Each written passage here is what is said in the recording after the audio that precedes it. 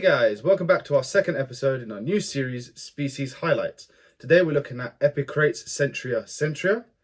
Here's our lovely, beautiful trio here. Let's get started.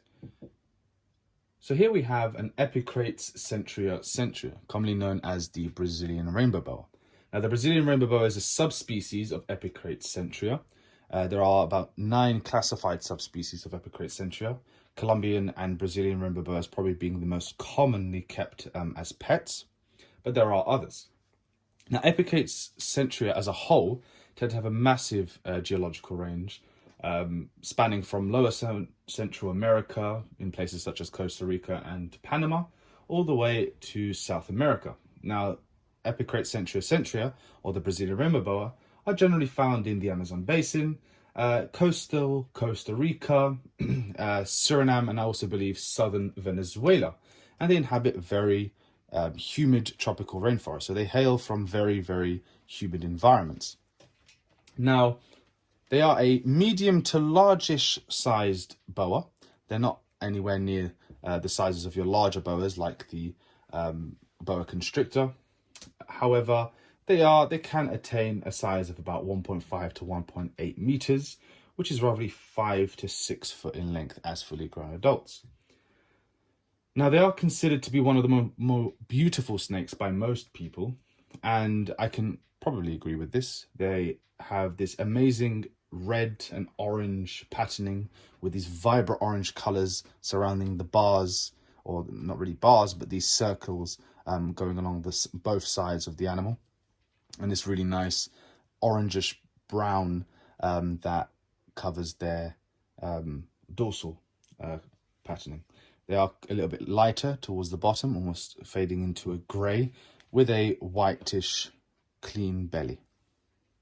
Now, more commonly, however, they're known for their iridescence or their shimmer, hence the name Brazilian rainbow boa. Now, this girl is going to be going into blue soon.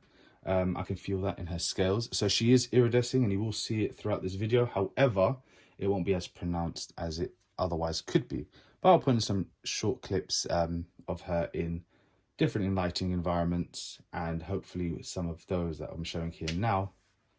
Here's some lighting in the outdoors, and here's some sort of terrarium lighting using the white python LEDs. And you can see a little bit more of the shimmer. Now, this shimmering that they exhibit is due to microscopic ridges on their scales. So their scales have these little microscopic ridges that actually refract light. And it's that refraction of light that creates this shimmering effect that we see. And it is truly phenomenal and gorgeous, and one of the reasons why these animals are so popular. Now, they're a relatively long-lived animal. 20 plus years is generally their average lifespan. Some reports have had much longer lifespans, with even some people claiming that females as old as 24 were still producing viable litters. But the average is about 20 or so years. Now, they're hatched relatively small, or I shouldn't say hatched, I should say born.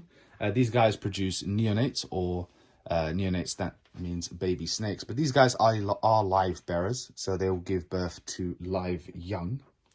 And generally speaking, the adults and even most of the neonates are quite calm. They're tolerant of handling. You can see this girl, she's exploring, she's inquisitive, flicking her tongue around, just smelling her environment and having a look around. But they're very quick to become used to handling. Some of the neonates, however, when they're first born, are notorious for being a bit nippy. That's normal, and it's a defense mechanism that they have to be nippy, to try and scare away predators. And you may have seen videos of them nipping away like little pistons. However, that generally fades quite quickly, and once they've had a few meals in them and they're starting to settle well into their new environment and get used to their keepers, that tends to fade quite quickly. The hatchlings, in terms of caging, on average, you want about a 12-inch, maybe 30 centimeters enclosure for a hatchling. They can be kept in tubs. However, something in a range of about 30 centimeters is ideal, a 1 foot environment as a neonate. As adults, a minimum that we would recommend is a 4 by 2 by 2, which is a nice, good minimum size for this species for an adult. Now, as always, we tend to recommend housing snakes individually.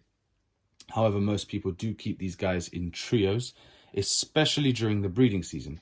Here these guys are still quite young, but they were raised independently, housed independently to begin with, and then as they will eventually reach sexual maturity, they will be introduced to each other and live together during that breeding season. But we're still a while away here. Now, this species in general does not like very high temperatures, and this I think is one of the most common mistakes new keepers would make with these species, is keeping them in temperatures that are usually suitable for a lot of python species and some of the other boa species. Temperatures for these guys need to be kind of cool, especially when we're relating it to other species again.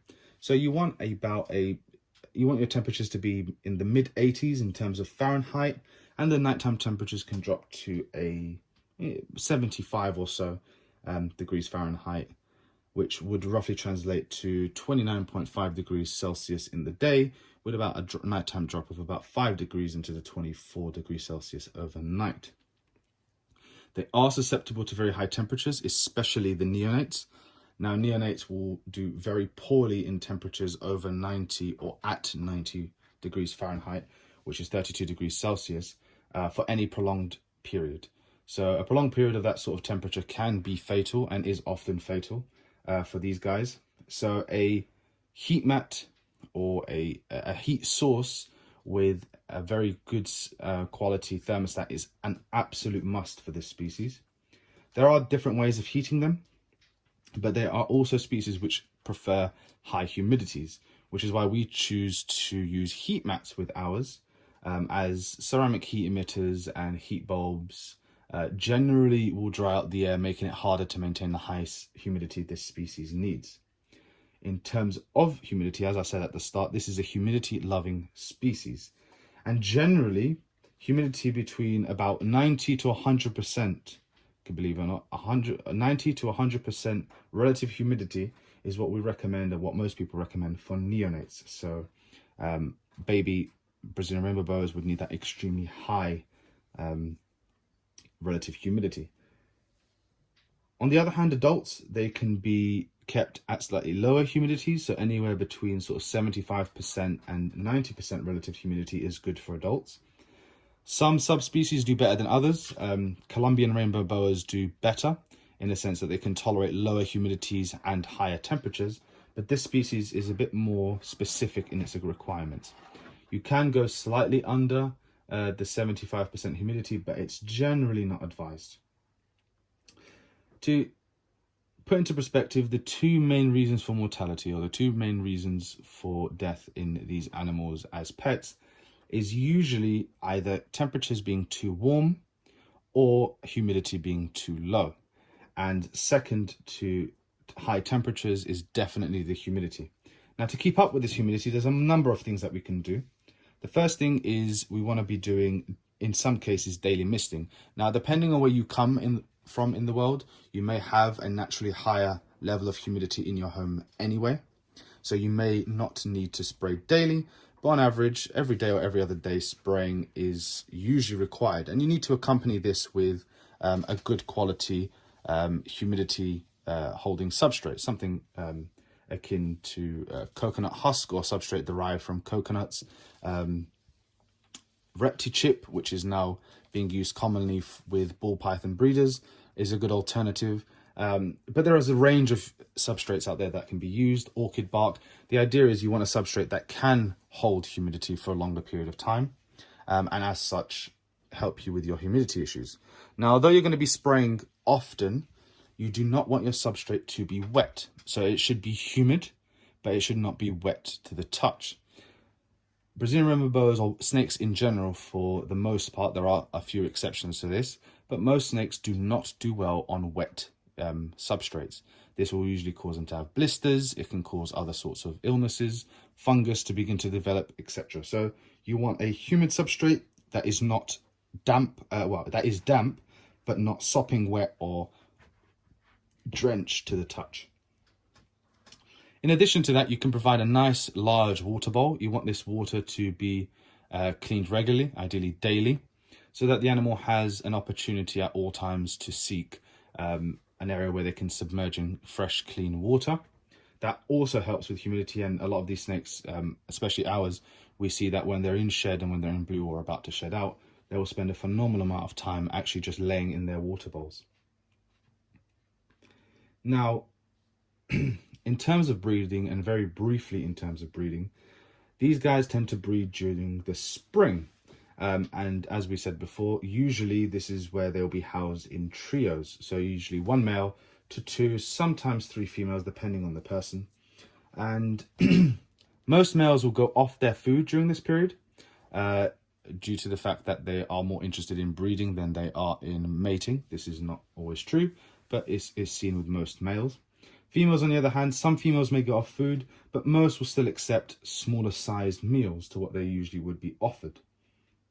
When the female completes her ovulation, she will become increasingly heat-seeking, so you'll see her sitting on the heat mat or the heat source, rather under the heat source, whatever it is that you're using, far more regularly. And they usually prefer temperatures then between sort of 80 to 90 degrees Fahrenheit, which is between sort of 26.6 and 32 degrees Celsius.